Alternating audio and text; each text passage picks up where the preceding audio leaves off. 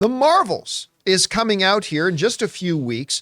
And we talked yesterday about the fact that they just put out their most alarming news that the review embargo wasn't going to lift for until the day before the movie comes out. To me, that's a giant red flag, but whatever. I enjoy the first Captain Marvel movie. I like it. I'm having my doubts about this one. They haven't done a great job with the marketing campaign. And some of you might remember about a month or so ago, there was a report that went out that suggested that the runtime of the Marvels was going to come in at like 1 hour and 46, 1 hour and 47 minutes, which would have made it, if the rumors were true, the shortest Marvel film ever. Well, it's now official. The Marvels is going to be the shortest MCU film by a little bit, as a matter of fact. This comes from the folks over at CBR who wrote the following. Via the film's listing on AMC, that's the movie theater, not the online network, it's now officially confirmed that the Captain Marvel sequel will run for 1 hour and 45 minutes, breaking the Incredible Hulk and Thor: The Dark World's joint record of 1 hour and 52 minutes as the shortest MCU movie ever made. Disney's confirmation also follows up reports from insiders about the runtime, which is 19 minutes less than Captain Marvel, which was 2 hours and 4 minutes. So, a 7-minute, like when these types of records get broken, it's by like a minute, 2 minutes, whatever. This is a full like 7 minutes shorter than what was the shortest. As a matter of fact, when we go over and look at what the 5 shortest MCU films have been up till now, we get this. Ant-Man was 1 hour and 57 minutes. The original Kenneth Branagh Thor movie, 1 hour and 55. The first Doctor Strange was also 1:55. Then Thor: The Dark World and The Incredible Hulk at 1 hour and 52 minutes. And now we've got the shortest of all of them, which is the Marvels at 1 hour and 45. Okay. As I would say, if we were talking about the record longest MCU film, I'll say the same thing. Runtime is no indicator of quality, good or bad. It's just not. An hour, a movie's gonna be 3 hours. Well, we're gonna have to wait to see the movie to see if 3 hours was the right runtime for that movie or not. It's not an indication that it's gonna be any worse. It's not an indication it's gonna be any better. If they announced that this movie was 1 hour and 30 minutes instead of 1 hour and 45, or it was 1 hour and 45. It doesn't make any suggestion to me about whether that's good or bad. We got to see if that's the right runtime for the movie. I'll be honest with you though. I like the sounds of 1 hour and 45. Mm-hmm. I do. Only because of the type of movie viewer I am. I am particularly sensitive to when a movie starts to drag in places or when scenes aren't necessary. And one of my common critiques when I come out of a movie, at least half of the movies that come out of, I go, even if I love them, I go, it probably could have been a little tighter. It probably could have had more pace. And at 1 hour and 45, who knows, maybe we'll go in and this will be the slowest, most dragged out movie ever, even at 1 hour and 45. But at least with 1 hour and 45, I think it suggests to me that they trimmed out a lot. Anything that wasn't necessary isn't in there. Hopefully that's the case. We'll find out when we see it. I'm still very alarmed by the fact that they're not releasing the review embargo until the day before the movie comes out. So, Guys, we want to take a second to thank a sponsor of this video, Vessi. Now, you guys know I'm not exactly the most fashion conscious guy in the world, but I love a great pair of shoes that are comfortable and I can wear almost anywhere. And growing up in Canadian winters when my feet got wet a lot, waterproof would be nice too. Enter Vessi. They make the claim that they're not just fashionable and super comfortable, they're also waterproof. Now, you guys remember, when I got my first pair of Vessis, I put them to the ultimate waterproof test. I actually stuck my foot in my pool, my feet stayed dry, and the shoes stayed dry. Incredible. And they're the most comfortable pair of shoes I ever owned. Well, that made me want another pair. So I got another pair of Vessis that look great and just equal that world-class comfort that I got from that first pair of shoes. They are absolutely my favorite shoes that I've ever owned. Imagine your favorite sneaker style supercharged with waterproof technology and unmatched comfort. No matter how you like to stay active, Vessi has the shoes for you. Trail-ready high tops, effortless slip-ons, and classic court shoes, all with a waterproof twist. They are just as comfortable and stylish as your favorite sneakers, but even more versatile. So guys, if you're anything like me and you want the most comfortable pair of shoes that look great, that you can take out hiking, wear to work, go to the gym, or walk through the water and snow, go to Vessi.com/Campea and get yourself a pair today. Go to Vessi.com/Campea and get 15% off your order using the code Campea.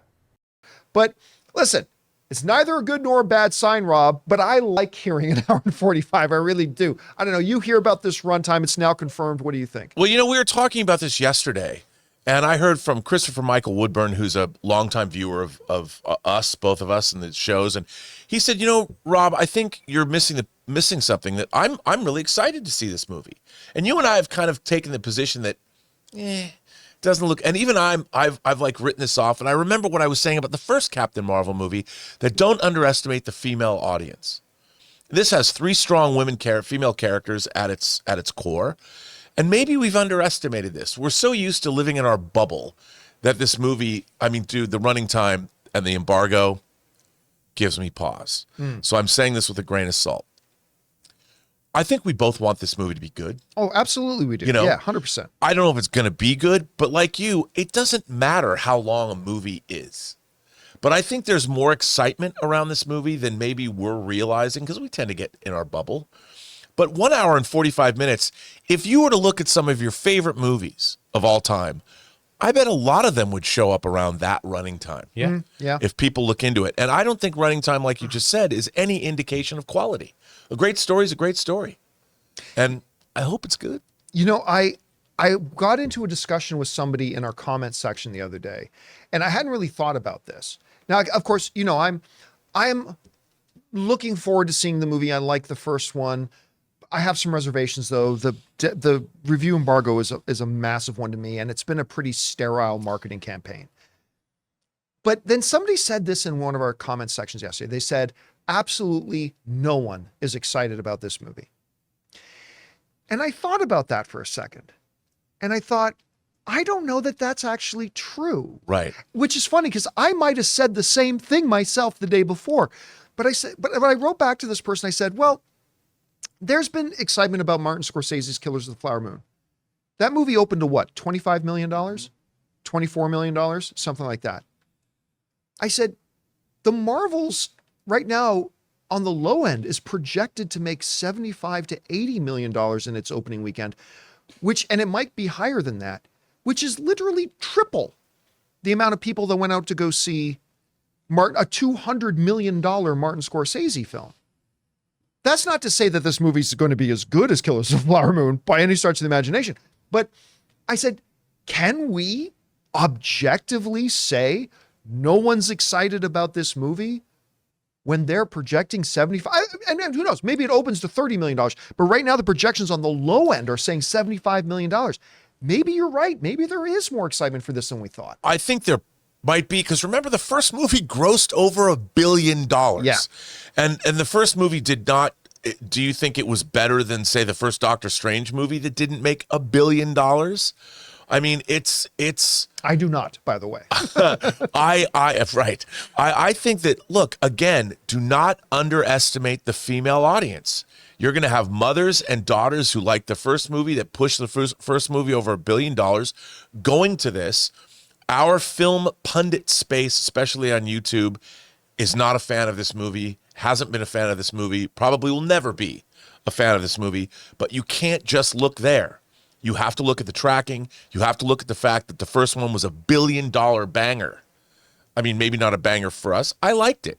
I saw it more than once in the theater. It's not top shelf MCU. No. But I thought it was an enjoyable little film. I liked it. You know what? If that movie had come out when I was like 12, that was awesome, dude.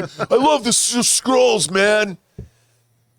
We'll see. I mean, like that at the end of the day, is the movie going to be any good? And, the reason I say sterile, and we were talking about this yesterday, is because there's really nothing in the trailer so far that has gotten me excited. Like there's nothing there's nothing new.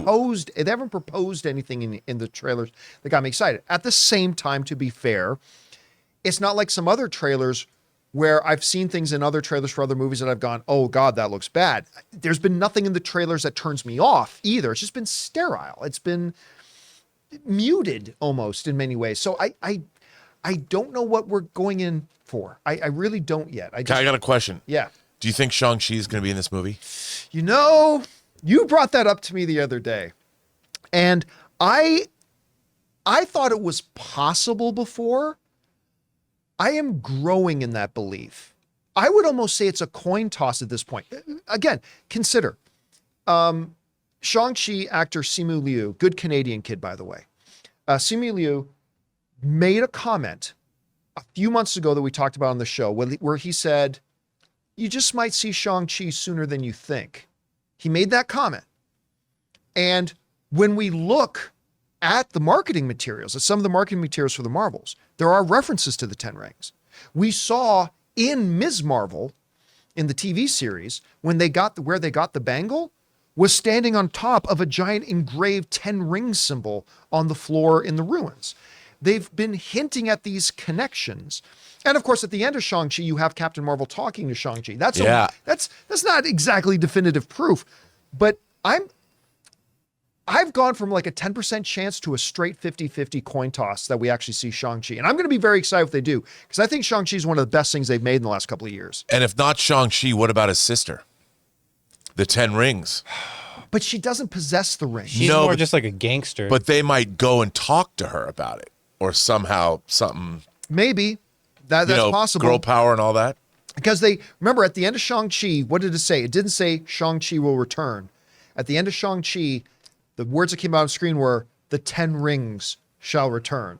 So, I don't know. We'll see. Hey guys, thanks so much for watching this video. Make sure you like the video, leave a comment, and subscribe to our channel. And don't forget, we have a daily podcast called the John Campea Show Podcast, available on Apple Podcasts, Spotify, or your favorite podcasting app of choice. Go and subscribe to it today so it'll be there when you need it.